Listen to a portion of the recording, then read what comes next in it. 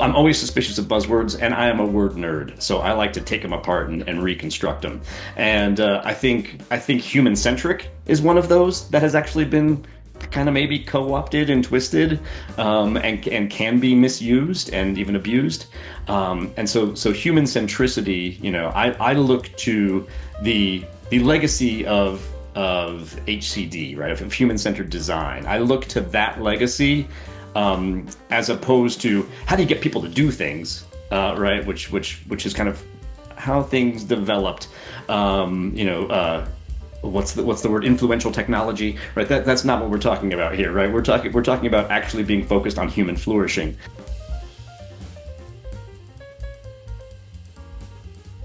Hey, this is Nick Armstrong, and you are watching the Founded in FoCo podcast. Every episode, we get a chance to talk to an innovative mover and shaker in our community who is doing cool and interesting things to bring us together in the worlds of nonprofits and creatives and small business and freelancers and entrepreneurship. And today, we have Eryc Eyl with us. Eryc, welcome to the show. Thanks so much, Nick. I'm delighted to be here. Delighted to be part of Founded in FoCo. Tell us about what you do. Well, what I do is I try to help heart-led leaders create more human workplaces. Fundamentally, that's what I do. And I do that through speaking primarily. So I'm a professional speaker and an author. I published a book about a year ago called Stop Engaging Employees, Start Making Work More Human. The audiobook just came out, by the way, which I'm very excited about. So my focus is really on trying to help folks preserve, protect, and promote human dignity at work. And I believe that all of us are leaders, so we can all lead in our own ways. So you used a specific term there. You said heart-led leaders. Tell me about what you mean by that. So what I have found over the years, I've been doing this work for a long time, and I've found that a lot of leaders increasingly that I speak to really want to be more human in the way that they approach their work. They don't want to be like the leaders that they've worked for. They don't want to perpetuate this sort of dehumanizing experience of work. So they are led by their heart, and that's what I mean by that. They are led by the fact that they sort of share my definition of a leader, which is anyone working to help others become the best version of themselves. That's how I define a leader. And I encounter a lot of these folks, and they want to do it, but they don't know how. And so I'm here to provide some disciplines that help folks actually do it and become more of who they want to be. It strikes me that there's a parallel there between the idea of like generational trauma that's been transferred down along, like especially parenting and things like that. But doing this in the workplace, of course, there's traumatic experiences. This is a third of our daily lives that or more, that we put into allocating for another person, and usually working with teams or other people, and especially under a boss who we hopefully want to impress or do some other things like that. Does this principle also work for entrepreneurs who are working with themselves and usually with the toughest boss there is? 100%. Yeah, absolutely. Yeah, I think one of the perspectives that I bring to this is that business, no matter what it is, a business is nothing more or less than humans serving humans. That's true whether we're a for-profit, whether we're a nonprofit, whether we're a solopreneur, whether we're just trying to get a company started. We exist to help increase human flourishing. That's actually the purpose. That's why back in our fundamental days, our foundational days, we formed organizations so that we would live longer and be able to hunt better and all that sort of thing. And so entrepreneurs certainly, most of them are starting off with a vision, with a purpose, with a mission, with something that they really want to achieve. And what I'm here to do is to help them accomplish that while staying true to their fundamental humanness. Steve Jobs is notorious for being, I would say, that he's one of those heart-centric leaders who is very hidden about his heart-centricness, because in all of the early interviews in Apple, he would mention similar things about, like, you cannot take what is the big picture, right? Why are we doing what we're doing? And there was this amazing conference back in the day about developers and the upset around switching a particular programming language and ditching others. And the programmers were all up in arms about this. And he said, why are we doing what we do? Like, this is the critical question behind why you are a programmer. It's not to put lines of code into a screen somewhere. It's to fundamentally change the human nature of the experience, to serve people better, to give them the ability to print on demand or do other things like that they're trying to do back then. So what is the practical, like, what does that look like from a heart-centric leader to come in and meet with you and to identify some functional areas where they could improve? What does that look like? So I'll talk about what that looks like, and then I'll talk about what it might look like in the context of Founded in FoCo too. So what it looks like is really a key set of 6 disciplines that I've kind of broken down that say, here's what you can go do. And it's not 6 steps, just to be clear. Like they're not 6 steps to becoming a human-centric leader. That's absurd and reductive. But instead, it's 6 disciplines. And I use that word very intentionally, which is to say it's things that we practice patiently and consistently over time to create the conditions in which people are more likely to flourish. And one of my foundational philosophies is that leadership is a whole lot more like gardening than it is like carpentry. And that's true for entrepreneurs as well. You're not going out and building an organization, you're cultivating an organization, right? You're planting seeds, you're tending to the soil, you're watering, you're feeding, you're weeding, you're doing all of these things patiently and consistently over time. You're not going to say, I want to grow 6 carrots right there. That's not going to happen, right? And so taking this approach of creating the conditions in which positive outcomes are more likely is really a more constructive approach. So that's what I work with leaders on. Now, I have taken all of this sort of framework and brought it to another world that I occupy, which is that I'm a professional DJ as well as a professional speaker. And so the presentation that I will give at Founded in FoCo is called Be a Party Rockin' Leader. And the reason it's called that is because what I have done is I have found that the things that a leader that really knows how to rock a party, sorry, a DJ that really knows how to rock a party, is a lot like a really effective human-centric leader. And so teaching these disciplines while I'm also DJing and showing how that works is a really fun time. And I hope it's a meaningful, a memorable, and a transformational experience that helps that kind of that learning stick and be put into action.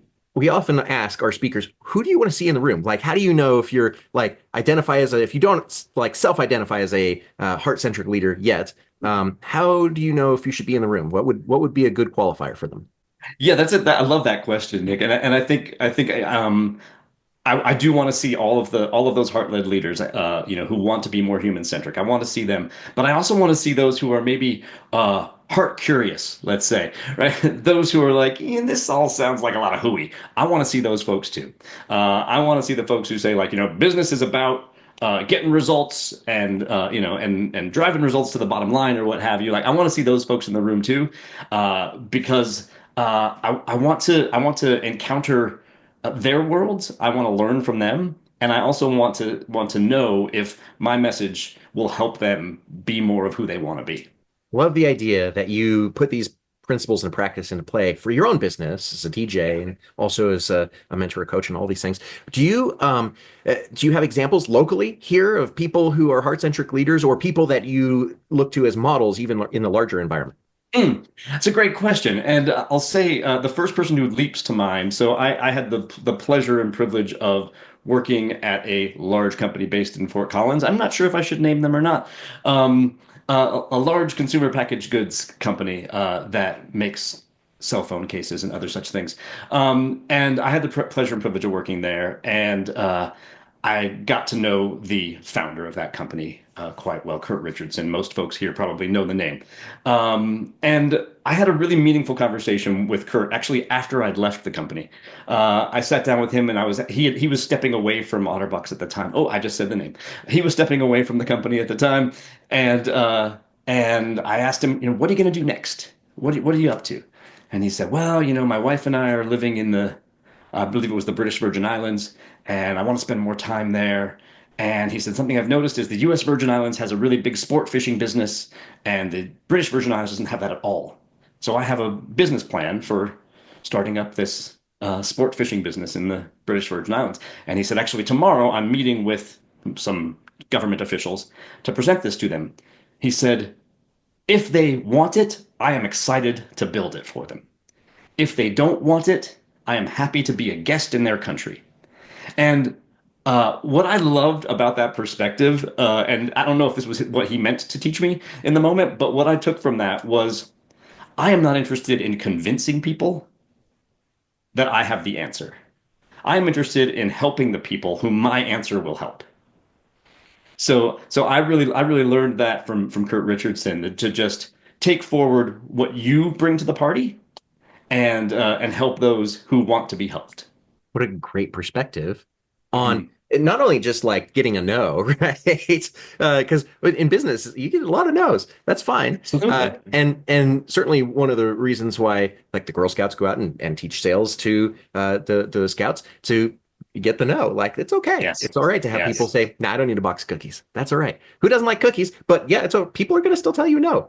Um, Yes. and in this case, what an interesting way to view. I'm still going to be a guest in their country. It Yes. reminds me of something that I would say when I was running for office. I would say, whoever wins, somebody's going to be somebody else's constituent. So it's better to be kind and nice Well and said. lead in that Well way. said.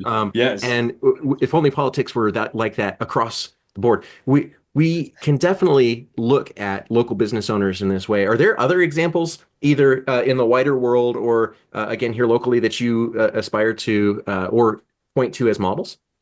Yeah, I think one of the clients I've been really fortunate to work with has been a state agency, so a state of Colorado agency, and I'm actually working with their essentially their IT shop, the folks who create the online tools that we as residents of Colorado use.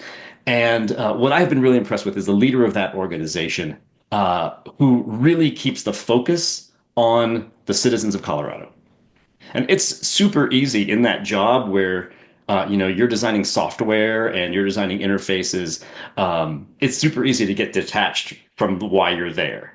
And he has always kept at the forefront that we are here to improve lives for all Coloradans. And that focus on essentially the customer pervades his organization. His little part of the state of Colorado really believes that, and they've really come to work with that commitment to serving you and me. And I think that's impressive. I think we have so many things that we think about government agencies, especially, and it's just not so. And this this leader has really shown me that focus on the human outcomes gets us further. If somebody were coming to your panel, what is the homework, the first step that they should maybe think about before showing up in the room? For this program, the good news is there's not a lot of homework to be done, but I would say that the goal is that you should be coming with uh, an open heart, an open mind, and maybe your dancing shoes. There's a lot of talk about soft skills as really critical skills for Yeah. a workplace to accrue in order to be a successful, like build a company culture or to create meaningful work outcomes and things like that. What do you see as a trend in this space that is maybe like a buzzword that has been misappropriated? What do you see as like trends or other things that you want to help course correct? Yeah, thank you for that. Yeah, I think I'm always suspicious of buzzwords, and I am a word nerd, so I like to take them apart and reconstruct them.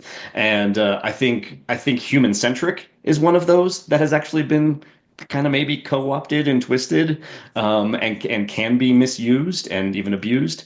And so human centricity, I look to the legacy of HCD, right? Of human-centered design. I look to that legacy, as opposed to how do you get people to do things, right? Which is kind of how things developed.